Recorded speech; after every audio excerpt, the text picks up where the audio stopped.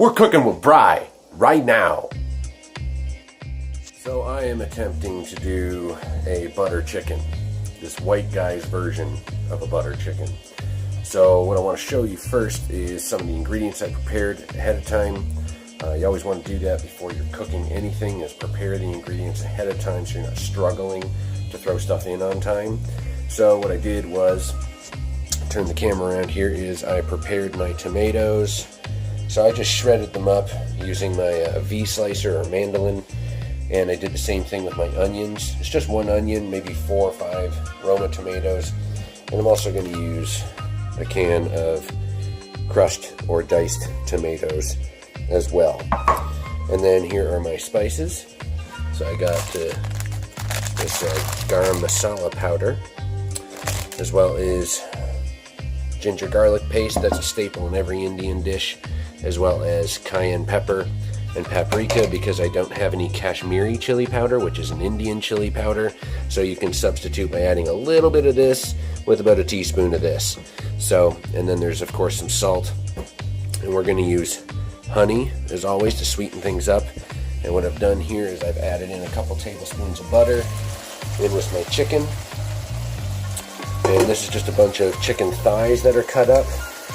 And what you want to make sure you do is that you don't want to cook the chicken all the way through. You just want to kind of cook it till you don't see pink anymore, and then it's going to cook the rest of the time in the actual sauce. So this is just about ready. I'm going to let it go for another minute or two, and as you can see, they're just in the butter that the chicken was just in. And I'm going to wait till they turn translucent, which means semi-clear for all you non-cooking type people out there. And now we're going to go and get ourselves some of an Indian staple, especially for this dish, ginger garlic paste. We're going to throw a couple tablespoons of that. And remember, you don't have to measure. You don't have to be so, don't throw in a cup.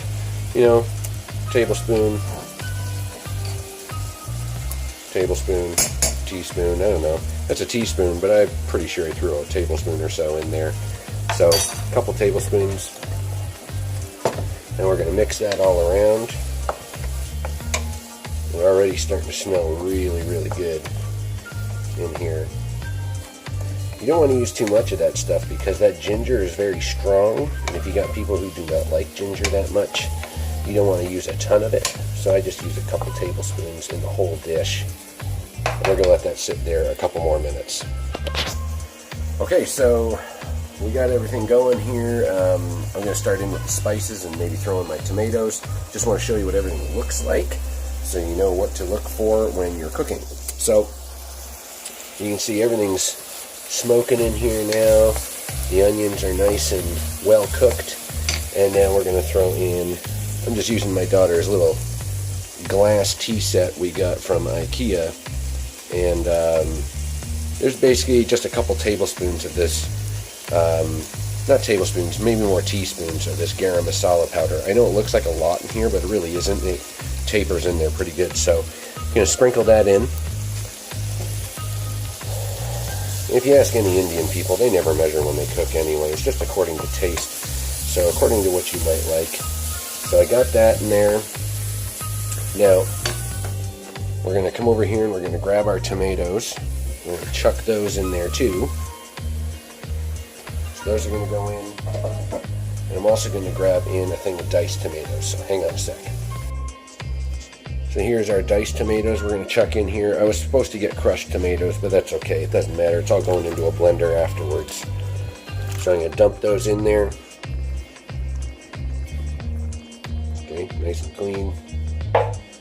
And then you're just going to stir them in with all the onions. And what's really strange about doing this is trying to hold a phone at the same time of cooking. So it's a little strange, but you try and cook the onions down till they're nice and pulpy. You don't want them to be like raw tasting or anything. And it's not really looking that amazing right now, but it will, don't worry. The last thing we need to get is some paste, some, what do you call it? Tomato paste. So we got our tomato paste here. And we're going to throw in, I don't know, half a can or something. So, a teaspoon there. I'm just going to put this down for a sec while I do this. Hang on. Okay, as you can see, I just put my tomato paste in there. That's about a half a can of these tiny little guys there. So I'm going to mix this in. This is going to help thicken up the sauce a little bit. And what we're going to do is, now that this is all in there, an Indian friend once told me that I should add half of the salt that I'm going to use ahead of time. So I usually use about a teaspoon of salt. So I'm going to throw in maybe about half a teaspoon right now. Indian cooking is very different because you got to throw it, all depending on when you put the spices in, will determine flavor later on. So sometimes they ask for certain spices at the very end, sometimes they need it right away.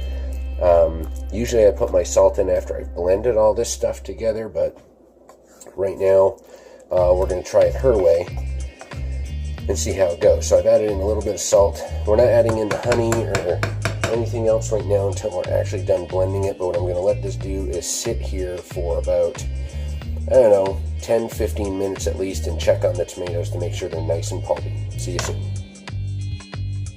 Okay, so we're going to keep going here. Let's check up on this, see how our tomatoes are doing. Looking pretty good. Just want to try and mush them in a little bit and see if they're pulpy. It's looking like this is almost done. As you can see, I'll get a nice close up there. There we are. Almost done. So now, next step we got to do is put this stuff into a blender.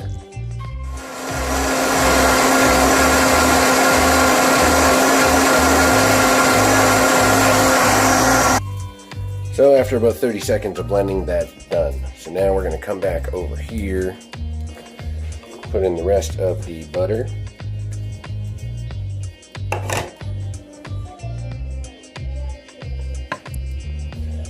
So we got our butter in the pan, and what we're going to do is melt that down right here. So we got the sauce in. Now we're going to use that rest of that salt like we had said we were going to. So this is the rest, half a teaspoon of salt. Throw that in.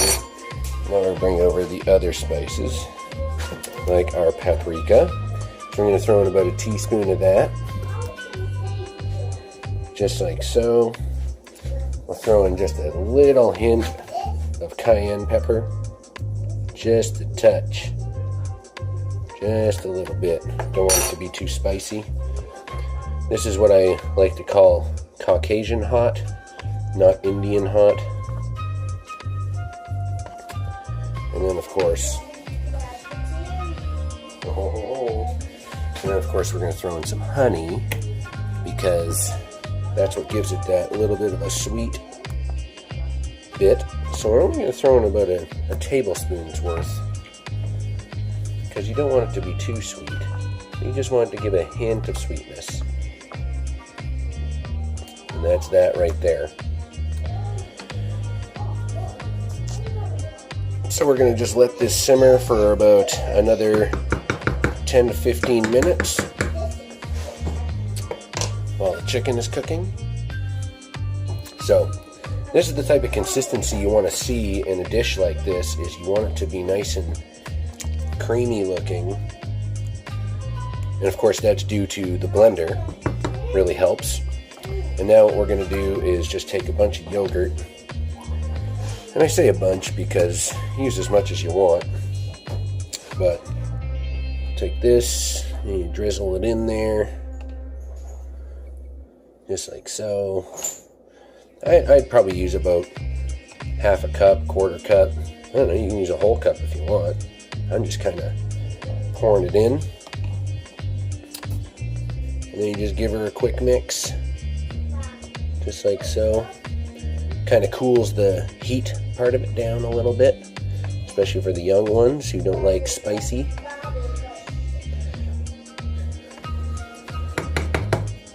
And there you have it. That's butter chicken, white guy way.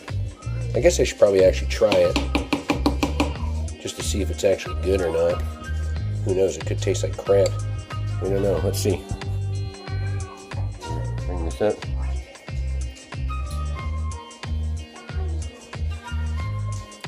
Oh yeah. That's good. Right there. So there you go. That's Indian style butter chicken, or white guy style butter chicken. And don't forget to hit the like, subscribe with Cooking with Bry. Yeah.